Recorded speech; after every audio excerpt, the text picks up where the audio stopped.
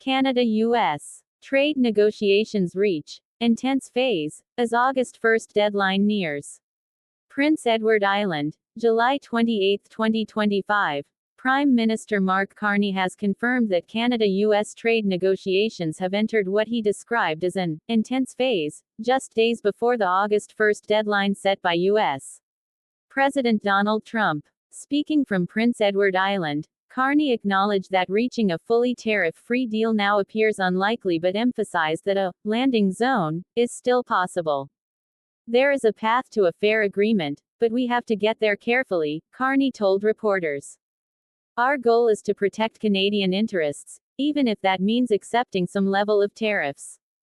The comments came after weeks of behind-the-scenes talks between Canadian officials and Trump administration trade envoys. The primary issue at stake is Trump's threat to impose a sweeping 35% tariff on Canadian exports not covered under the Canada-United States-Mexico Agreement (CUSMA). Tariff threat looms. Under President Trump's directive, any Canadian goods not specifically protected by CUSMA would face steep import duties as of August 1. Key Canadian exports at risk include steel, aluminum, automobiles, agricultural goods outside supply management, and consumer electronics. Canada exports approximately 75% of its goods to the United States, meaning any disruption could have far-reaching economic consequences. Carney said that while negotiations continue, it is unlikely Canada will escape the tariff regime entirely. However, his government is working to minimize the impact through specific exemptions, quota limits, or phased timelines. Some tariffs may be part of the outcome, but we are focused on limiting their scope and making sure they don't punish Canadian families or businesses unfairly, Carney said. No rush for a bad deal. Just a week ago, during a federal-provincial summit in Ontario, Carney and provincial leaders aligned on a key message. Securing the right deal is more important than meeting Trump's artificial deadline. Ontario Premier Doug Ford, Quebec Premier François Legault, and others expressed a willingness to continue talks into August if needed. There's no benefit in rushing toward a bad deal, Carney reiterated Monday. Canadians expect us to get it right, not get it fast. This sentiment reflects a shift in tone. Earlier in the summer, Carney had expressed hope of finalizing an agreement before the August 1 deadline. But recent signals from Washington, particularly a deal the U.S. struck with the European Union that includes significant tariffs, have tempered expectations. Domestic action. Transportation relief in Atlantic Canada. In tandem with the trade update, Carney announced a set of measures aimed at easing cost of living pressures in Atlantic Canada. Effective August 1.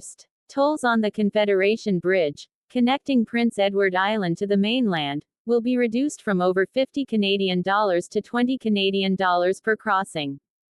Ferry fares for both vehicles and passengers in Atlantic Canada and eastern Quebec will be cut in half.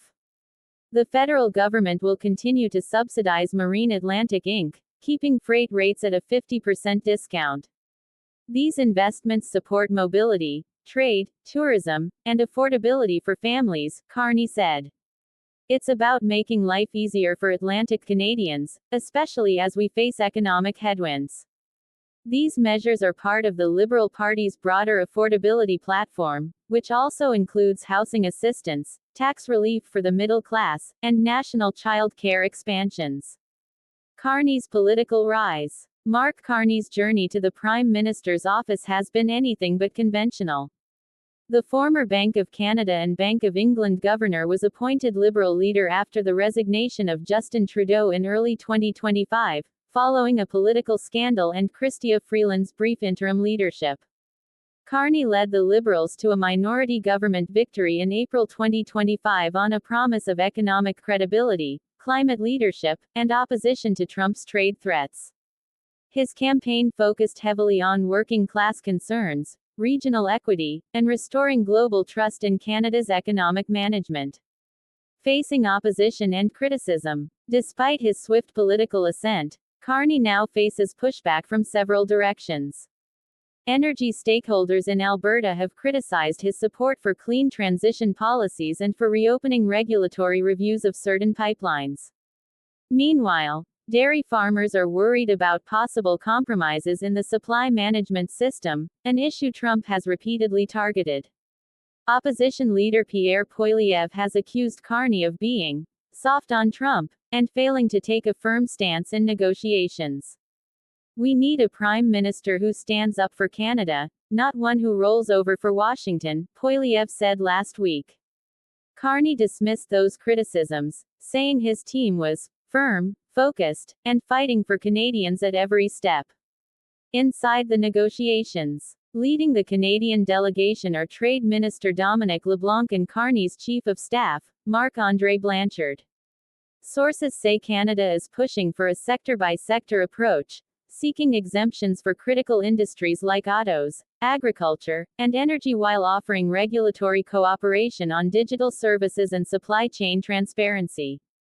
U.S. negotiators are reportedly insisting on concessions in Canadian dairy, pharmaceuticals, and tech taxes, which have long been a point of friction. A senior Canadian official, speaking on background, said the negotiations are complex and testy, but not hopeless. We're not walking away. There's movement, and we'll keep pushing until we get the best deal possible.